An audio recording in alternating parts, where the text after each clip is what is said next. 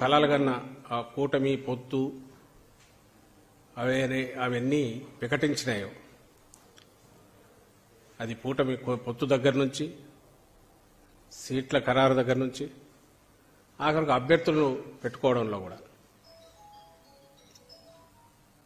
తన కూటమిలో భాగస్వాములు అని వాళ్ళు అనుకుంటుంటే వాళ్ళు తన కింద పనిచేసే లేదా ఒక యూనిట్ లాంటి వాళ్ళు సబ్సిడరీలు అన్నట్టు ఈయన భావిస్తున్నారనడానికి చంద్రబాబు నాయుడు భావిస్తున్నారనడానికి ఈయన ఎవరు అనుకుంటే అభ్యర్థులు వాళ్లే అక్కడ సెలెక్ట్ కావడం దగ్గర నుంచి అసలు వాటి ఉనికే ప్రశ్నార్థకమయ్యేట్టు అందులో జనసేన అనే దానికి ఉనికి లేదు ఎక్సెప్ట్ పవన్ కళ్యాణ్ అనే వ్యక్తి తప్ప. సో అది నిజం అనేది ఈయన మనుషులను తీసుకెళ్లి అక్కడ చేర్చి అప్పటికప్పుడు కండువాలు కప్పి చంద్రబాబు నాయుడు గారి మనుషులకు టికెట్ ఇవ్వడం ద్వారా అది రుజువు అయితే జాతీయ పార్టీగా అందులో అధికారంలో కంటిన్యూస్ 2 సార్లు నుండి 3వసారి కూడా మళ్లీ అధికారంలోకి రావాలనుకుంటున్న బీజేపీ అక్కడ కూడా ఈయన అనుకున్నట్టే సీట్ల ఖరారు జరగడం ఇది బహుశా ఆ పార్టీలను నమ్ముకొని ఉన్న జనసేన కానీ బీజేపీని కానీ ఉన్న వాళ్ళందరికీ ఎంత నిరాశ కలిగించే ఆగ్రహం తెప్పించాయో అది రచ్చకెక్క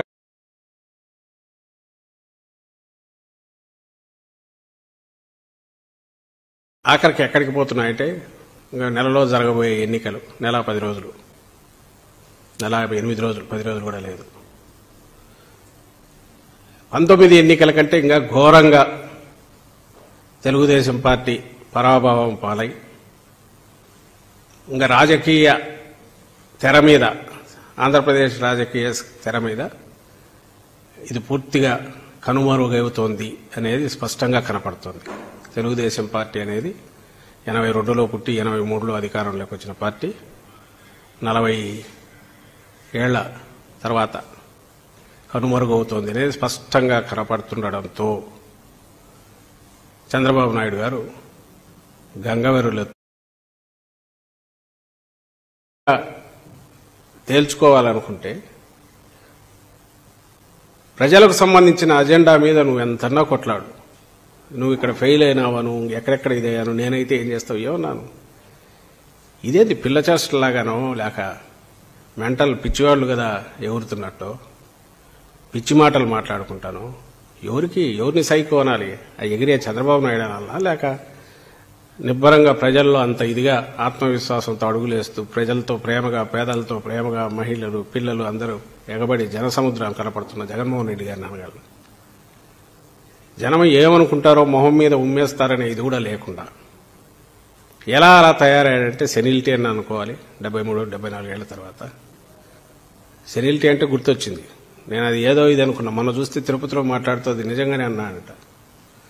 బీజేపీతో ఈయన పొత్తులో ఉన్నాడు, వరప్రసాద్ అభ్యర్థికి ఓటేయండి బీజేపీకి వేయొద్దు వృధా అవుతుంది మీరు వేస్తే అని అంటున్నా అంట. ఆయన నిలబడింది బీజేపీ అభ్యర్థిగా, ఈయన మర్చిపోయినాడు తనే అభ్యర్థుల సెలక్షన్లో తనే ఉన్నాడు.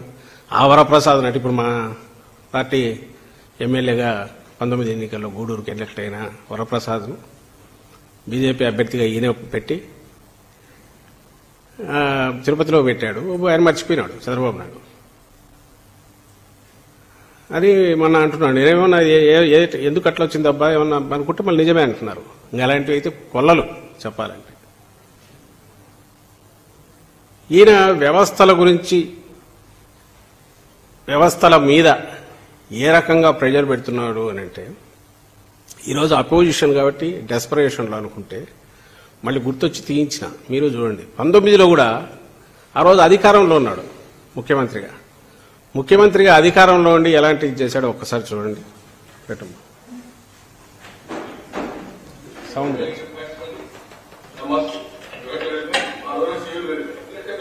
ఇది 2019.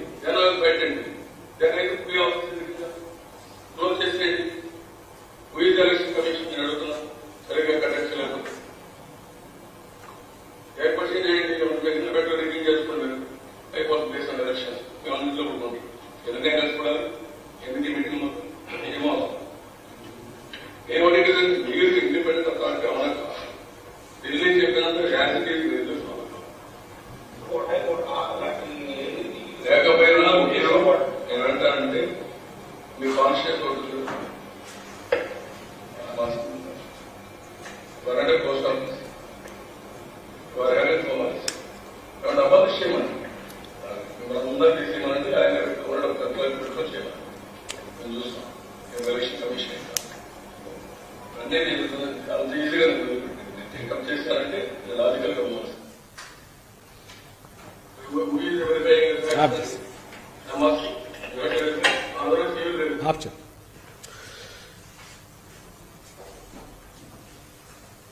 ప్రతిపక్షంలో ఉంటే ఏదో డెస్పరేషన్లో అనుకోవచ్చు. అప్పుడు ఆయన ముఖ్యమంత్రి ఎప్పుడు ఇది 2019 ఐ థింక్ ఏప్రిల్లో ఎన్నికలకు నా వారం ముందేమో ఆయన ముఖ్యమంత్రి చంద్రబాబు నాయుడు ముఖ్యమంత్రి CEO chief electoral officer Gopalakrishna Dwivedi గారు ఉన్నప్పుడు ఆయన ఆఫీస్ మీదకి అటాక్ లాగా వెళ్లి కూర్చొని ఏం దబాయిస్తున్నాడో చూశారు కదా. అప్పుడు ఆయన ముఖ్యమంత్రి, జగన్మోహన్ రెడ్డి గారు ప్రతిపక్ష నాయకుడు. జగన్మోహన్ రెడ్డి గారు ఏ రోజైనా ఇంకొక వ్యవస్థకు సంబంధించిన దాని మీద వెళ్లి ఇలా మాట్లాడిన సందర్భం ఉందా? ఈరోజు ఇప్పుడు జరుగుతున్న దాంట్లో కూడా ఎడాపెడా ఆఫీసర్లు వీళ్ళు కంప్లైంట్ ఇస్తున్నారు, ట్రాన్స్ఫర్లు చేస్తున్నారు. వాళ్ళ కంప్లైంట్లలో వాళ్ళ దాంట్లో నిరాధారమైనవి సిన్సియర్గా ఉన్న వాళ్ళ మీద అన్నీ ఉన్నాయి. అయినప్పటికీ అది ఎలక్షన్ కమిషన్ పరిధిలోకి ఒకసారి వెళ్లిన తర్వాత అది వాళ్ల విచక్షణ అధికారాన్ని యూజ్ చేసి చేసేది. అలాగే ఇటువైపు అధికార యంత్రాంగం ఎన్నికలు జరిగినన్ని రోజులు ఎన్నికల ఫలితాలు వచ్చి మళ్లీ గవర్నమెంట్ ఫామ్ అయ్యేంత వరకు ఇది ఒక ఇండిపెండెంట్ బ్యూరోక్రాటిక్ వ్యవస్థ అది ఉంటుంది గవర్నమెంట్.